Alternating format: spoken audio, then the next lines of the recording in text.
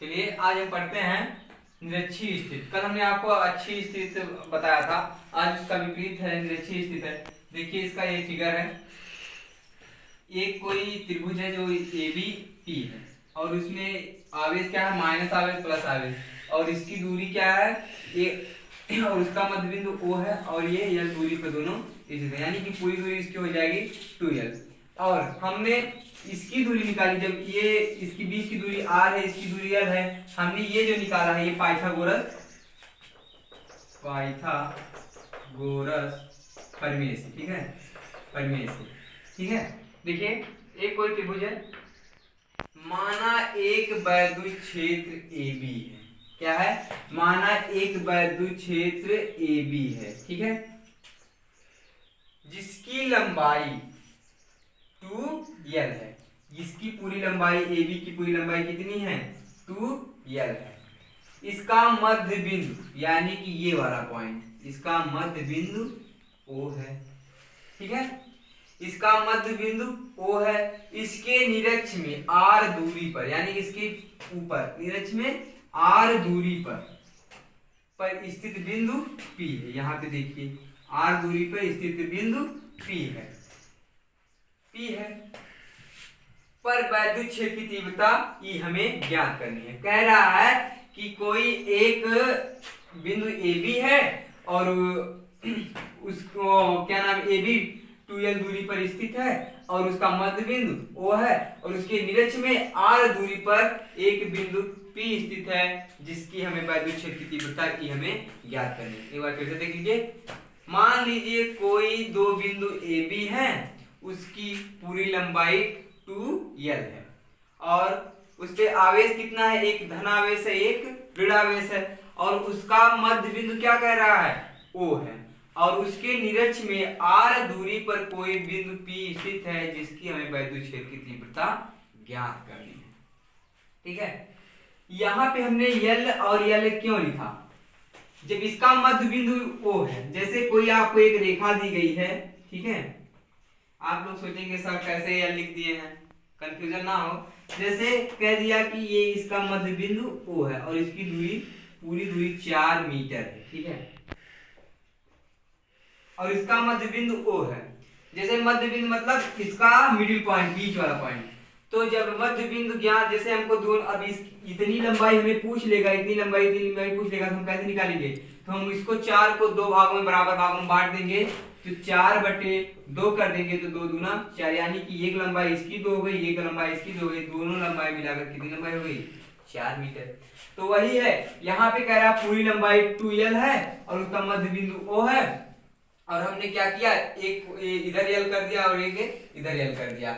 इसके बाद क्या किया कि अब हमको ये भुजा ज्ञात करनी है, PB हमें ज्ञात करनी है, ठीक है। PB जब हमें ज्ञात करनी है तो हमने यहाँ पे पाइथागोरस प्रमेय से हमने PB की भुजा ज्ञात कर ली।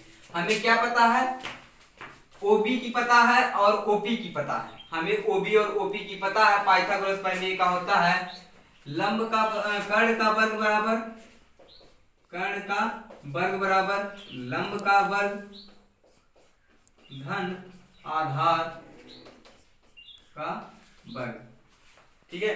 फिजिक्स वाले बच्चे को तो आता है, लेकिन जरा बायो वाले बच्चे ध्यान देंगे। ये पाइथागोरस की प्रमेय होती है। पाइथागोरस एक वैज्ञानिक का नाम है जो त्रिकोणमिति में प्रमेय लगती है।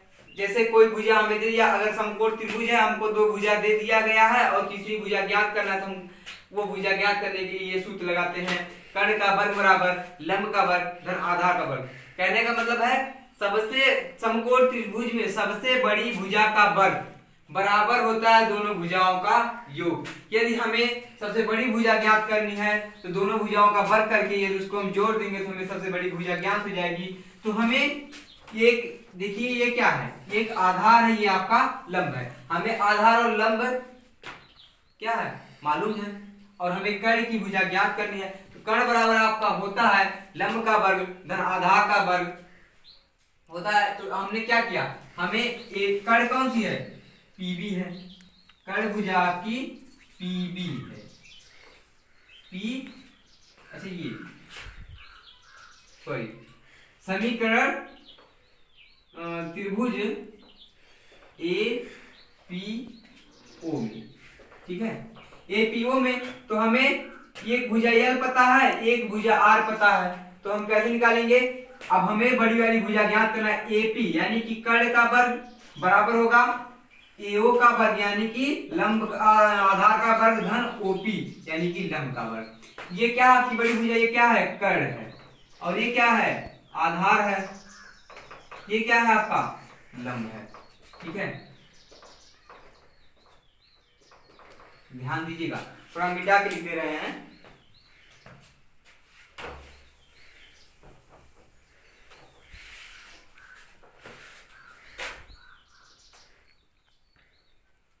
जैसे हमें त्रिभुज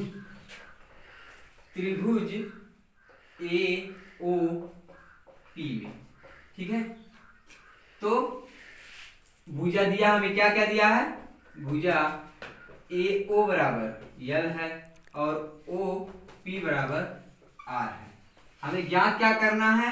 ए पी यानी कि बड़ी भुजा हमें ज्ञात करना है। ये आपका क्या है? ए ओ है आपका आधार, और ये है आपका लंब, और ये आपका है कर्ण, ठीक है। तो ए ओ पी में लंब का वर्ग, क्या नाम, कर्ण का वर्ग, कर्ण का वर्ग बराबर होता है लंब का वर्ग धन आधार का वर्ग। तो कर्ण कौन सी भुजा हमारी? एपी है, एपी का वर्ग बराबर लंब कौन सी भुजा हमारी? ओपी है, ओपी का वर्ग धन आधार कौन सा है? ए ओ का वर्ग, ठीक है। क्लियर इतना? देख लीजिए, बस आपके जितना ये समीकरण में दिया है हमने उतना ये किया है। एपी का मान हमें याद करना, उसको ऐसे रखिए, एपी बराबर एपी का वर्ग बराबर ए ओ का मान हम निकालना भी, ए ओ का मान क्या है? यल का वर्ग प्लस और ओपी का मान क्या है? OP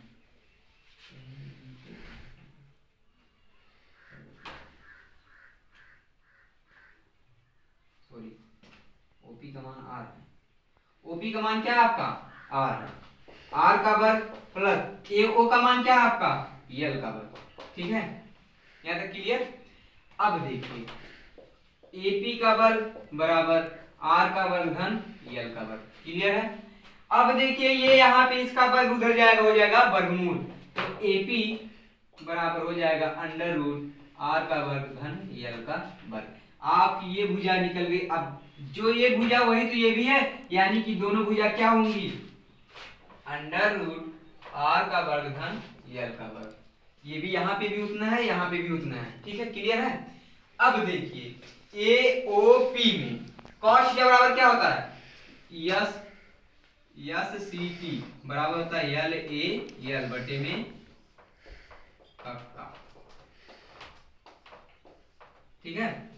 sine theta cos theta tan theta, हमारा कॉस थीटा आधार बटे में कर्ण।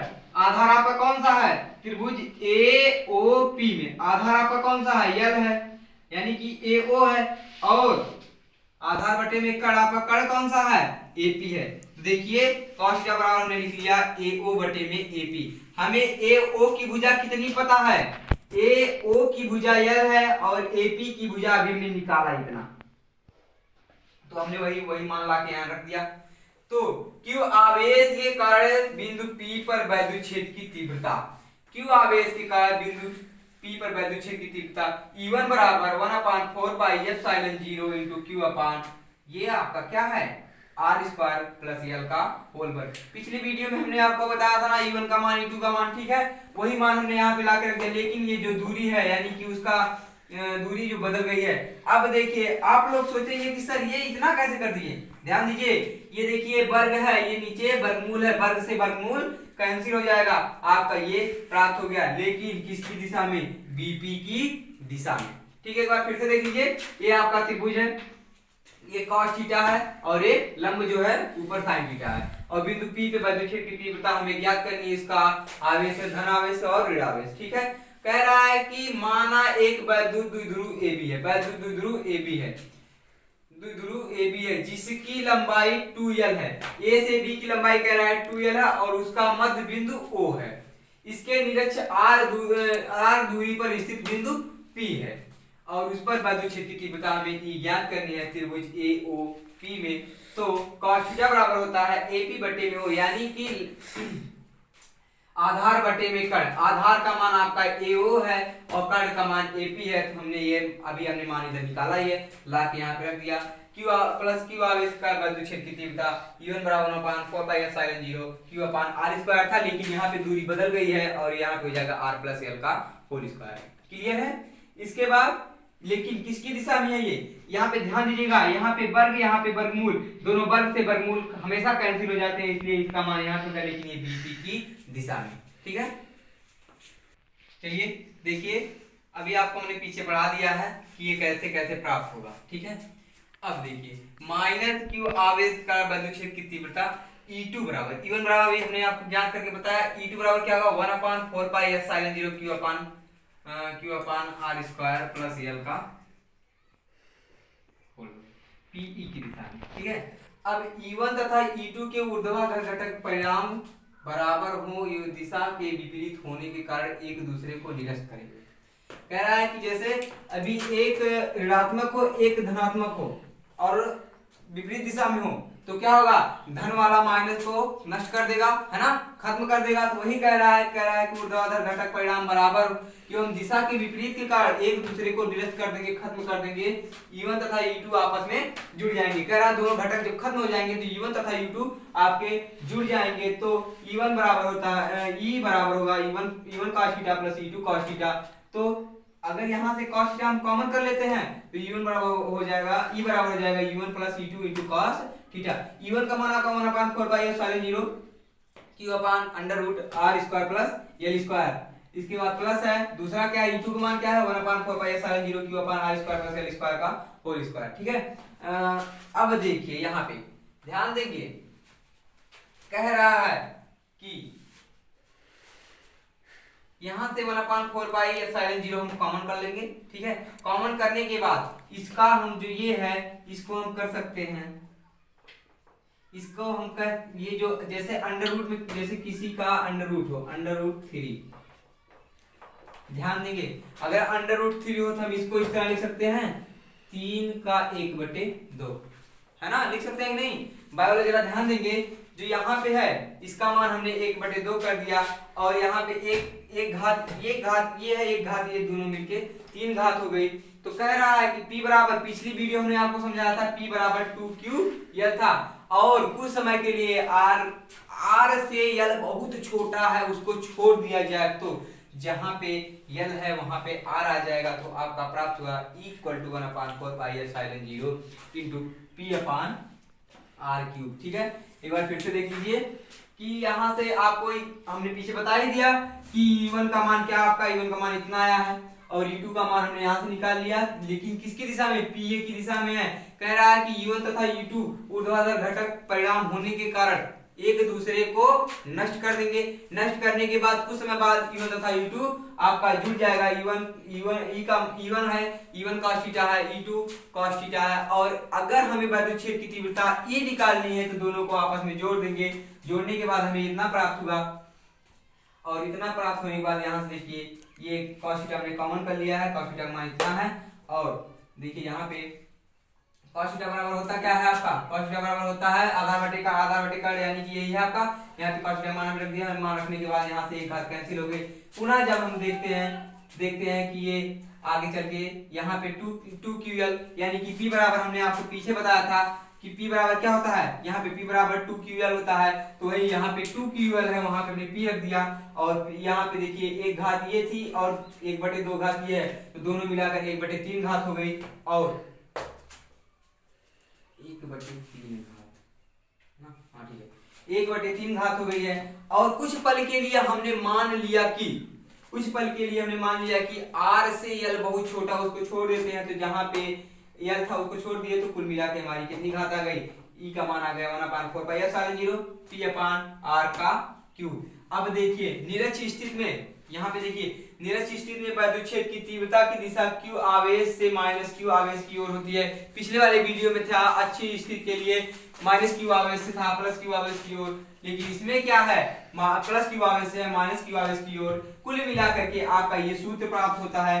ठीक है, ठीक है, यहाँ से आपका सूत्र प्राप्त होता है। और आपको अगर ये पूछ लिया जाए कि निरस्त स्थिति में आवेश किधर से किधर किसकी दिशा की ओर रहेगा, तो आप बताएंगे निरस्त स्थिति में वैद्युत क्षेत्र की तीव्रता की दिशा q आवेश से q आवेश की ओर होती है और अच्छी स्थिति में होती है q आवेश से q आवेश की ओर। ठीक है, अब मिलते हैं आपसे हम अगले वीडियो में। अगर वीडियो पसंद आया आप सब्सक्राइब करिएगा और शेयर करिएगा, कमेंट करिएगा और अपने दोस्तों को बता दीजिए कि आर्यन इंटर कॉलेज का ऑनलाइन क्लास चल रहा है, जिससे उनको भी फायदा हो सके। तब तक के लिए बाय।